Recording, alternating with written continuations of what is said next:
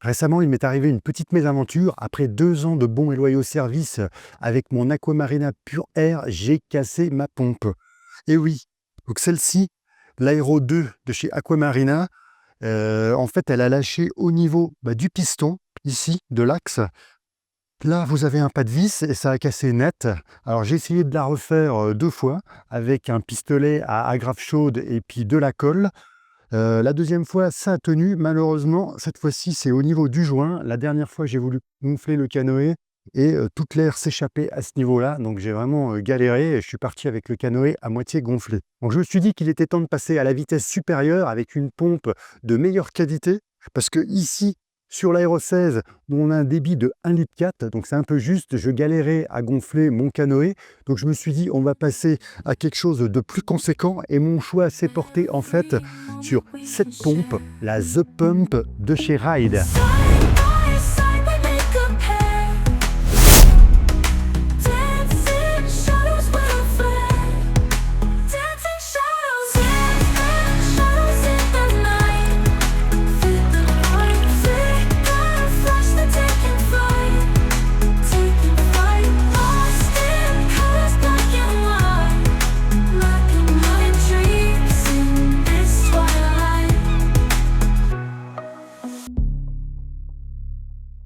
Alors, la The Pump est fabriquée par Ride. Ride, il faudra noter que c'est une marque française. Ils fabriquent d'autres modèles de pompes, des accessoires.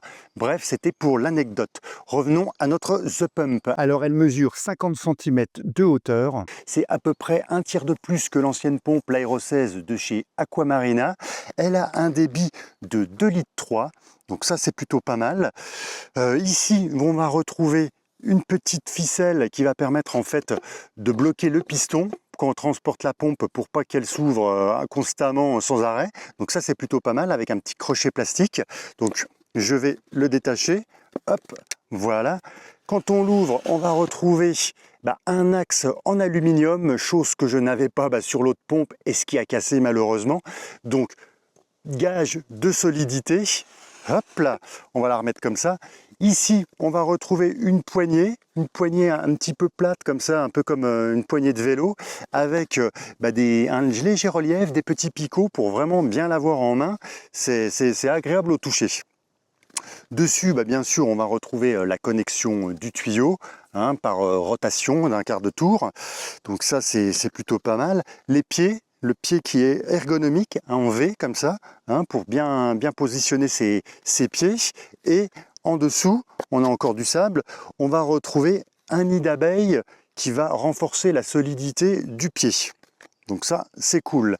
Dessus, bien sûr, on va retrouver le manomètre, le fameux manomètre qui va de 0 à 13 PSI.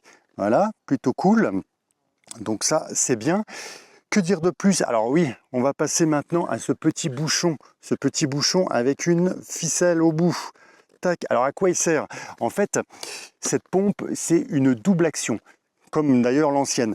C'est-à-dire que quand on remonte, vous avez de l'air qui s'évacue et à la descente également. Donc ça permet de gonfler beaucoup plus rapidement son canoë-kayak. Par contre, ça va se compliquer quand on veut passer à de la haute pression.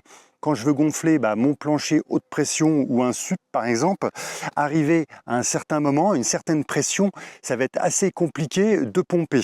Donc là, hop, la magie, le petit bouchon, je vais l'ouvrir, tac, comme ça, et en fait la pompe ne fonctionnera seulement plus qu'à la descente. Quand je monterai, il n'y aura pas d'air qui sortira. Par contre, ça sera seulement en niveau du bas. Et ça, en fait, ça permettra de faciliter grandement la fin du pompage sur un plancher haute pression. Donc je crois qu'après on a fait le tour. Ah oui, alors j'aimerais rajouter quand même également que si vous cassez le manomètre, si vous cassez le tube qui est quand même assez rigide, mais bon, c'est faisable, ou si vous avez les joints à l'intérieur qui sont usés, vous pouvez retrouver tout ça en service après-vente. Quoi noter et quoi dire de plus? Ah oui, alors elle est également étanche à l'humidité et au sable, donc ça c'est bien quand on a besoin de gonfler à la plage, ça va faire toute la différence. En ce qui concerne le tube de la pompe, le voici. Alors moi j'ai mis un petit scratch autour, ça manque. Il aurait été bien de mettre quelque chose pour tenir. Donc le voici. il mesure 1,20 m, donc c'est largement assez suffisant. Le diamètre, alors il est beaucoup plus important que sur mon ancienne pompe. Vu que le débit, je pense, est plus gros, ils ont augmenté la taille du tube. Alors la particularité, c'est quand même la rigidité. Alors ça peut être bien et pas bien. Le tube est beaucoup plus rigide, donc à manier, c'est un petit peu compliqué. Par contre, au niveau solidité, ça ne bougera pas. Ça sera beaucoup plus solide au niveau des torsions, avec pas de risque que ça se fissure. Et au pire, comme je vous disais, en pièces détachées, on peut le retrouver, ça coûte pas bien cher. Alors d'un côté, bien sûr, l'adaptateur avec les petits ergots qui vont aller sur la pompe. De l'autre côté, on va retrouver, comme souvent sur toutes les pompes, un jeu d'embout. Donc vous avez ici celui que j'utilise sur mon canoë, puisqu'il n'y a que ça, c'est l'adaptateur haute pression. Vous avez également celui-ci en forme de cône. Là, ça va être plus pour gonfler des bouées, ce genre de choses, des matelas. Ici, un tube rond. Donc là, pour les valves Boston ou pour gonfler une piscine, par exemple. Et là, j'ai encore un autre embout. Alors là, c'est l'inverse de celui-ci. En fait, je pense que ça doit être pour connecter autre chose ou une valve que je ne connais pas, en fait. Je ne connais pas toutes les valves. Donc là, mystère. Mais en tout cas, vous aurez un jeu d'embout avec la particularité de s'adapter à peu près à tout. Ce qui va être sympa également, c'est que la pompe vous est livrée dans un petit sac comme ceci. Hop là, voilà. Un petit sac en toile, donc il sèche très très vite, pas de problème. Là, devant, nous avons un filet. Donc si vous l'emmenez sur une plage avec le sable, etc., donc ça sera très bien pour s'en débarrasser. Nous avons une petite cordelette pour le porter à l'épaule, avec ici une petite boule, une petite attache rapide pour serrer et fermer le haut du sac. Alors derrière, ça aussi, chose un peu sympa, il est griffé en Tubro Ride. Donc ça, c'est vraiment bien pour ranger la pompe et pouvoir la transporter et la mettre à l'épaule. Ça ne prendra pas de place et elle est légère. Voilà donc pour la présentation de la pompe. Alors maintenant, on va passer à la vitesse supérieure, c'est-à-dire la grande question que tout le monde se pose, est-ce qu'elle est rapide ou pas ?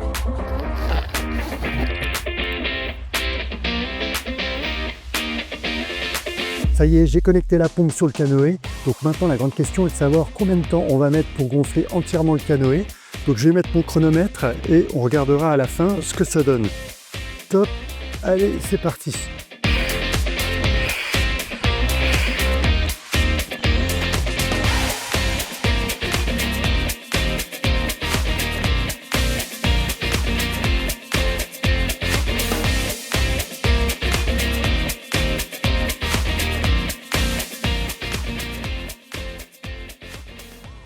Et top, c'est terminé.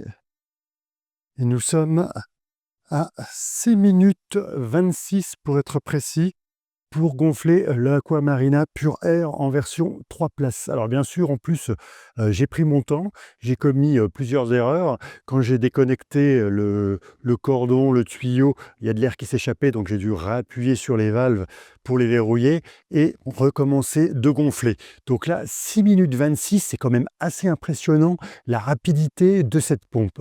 Alors maintenant, on va parler des défauts de la pompe. Alors je vous rassure tout de suite, il n'y a pas grand-chose, c'est du très léger, elle est d'excellente qualité. Mais la première, c'est la rigidité du tube. Vous voyez, il est vraiment assez rigide. Alors ça peut être quand même un petit peu embêtant. Pour le rangement, bon, ça va. Mais c'est surtout lors du gonflage, c'est un petit peu gênant, c'est un petit peu surprenant. Mais bon, c'est signe et c'est gage de qualité. Donc ce défaut, je vais le mettre de côté. Le deuxième défaut qu'on pourra lui reprocher, c'est peut-être son manomètre qui n'est peut-être pas assez précis du 0 à 3 PSI.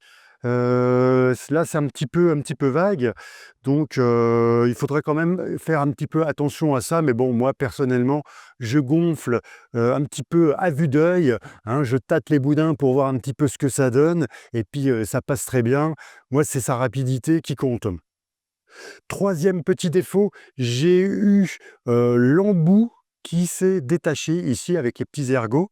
Il faut vraiment bien le clipser à fond, mais vu la rigidité du tube et qu'on bouge, ça a tendance des fois à se déclipser. J'ai eu le cas 2 fois, là, bon, ça me le fait plus. mais veillez à bien les enclencher et qui ne coulissent pas. Après, le dernier défaut qu'on pourra peut-être lui reprocher, c'est pas grand-chose, mais c'est sa couleur tout simplement, hein. Elle est vraiment sympa comme ça, mais elle est blanche. Donc très salissant, hein, le tube, les poignées, la partie haute, le bouchon, et cetera. Voilà, moi j'ai déjà des traces un petit peu, de sable, de boue, dessus. Mais bon, après c'est pareil, c'est pas grand-chose, un coup d'éponge comme on dit et puis ça repart quoi, hein. Mais c'est un défaut. Autrement, bah, sinon, j'ai rien d'autre à lui reprocher. Là, je ne l'ai pas encore utilisé énormément, mais franchement, j'en suis très, très content. Ça me change vraiment de mon ancienne pompe de chez Aquamarina. En ce qui concerne son tarif, on est à 39,90 €. Je trouve ça, tout à fait correct. On est à peu près au même niveau que la concurrence, que ça soit chez Aquamarina ou ailleurs, c'est à peu près dans ces eaux. En plus, bah, niveau qualité, c'est quand même un cran supérieur à ce que j'avais, donc je trouve que le prix est justifié. Alors vous la trouverez un petit peu dans toutes les boutiques sur internet. Moi personnellement, je l'ai acheté chez Naughty Game, c'est là que j'avais déjà acheté mon canoë. Je sais qu'ils sont sérieux et rapides, donc je vous mettrai le lien en dessous bien sûr, si vous êtes intéressé pour l'acheter. C'en est fini de la présentation de la The Pump de chez Ride. J'espère que cette vidéo vous aura plu, que vous aurez appris des choses. Alors peut-être que vous allez être décidé à changer de pompe, tout comme moi, pour passer à un modèle plus conséquent, plus supérieur. Si c'est le cas, bah, bien sûr, allez voir mon lien en dessous de la vidéo. En attendant, bah, portez-vous bien. Moi, je vais continuer. J'ai mon kayak qui est juste derrière. N'oubliez pas également bah, de vous abonner parce que ça coûte rien du tout si vous voulez être au courant de mes prochaines vidéos. En attendant, bonne semaine à tous, bonne baignade. Moi, je vais essayer de profiter du reste de beau temps qu'il y a parce que là, je suis un petit peu dégoûté. Le temps est vraiment pourri en ce moment. Donc bon, on fait avec quoi, hein. Donc bonne semaine à tous. Bon kayak si vous avez sorti le kayak, bonnes vacances si vous êtes en vacances et je vous dis à la prochaine. Ciao les amis!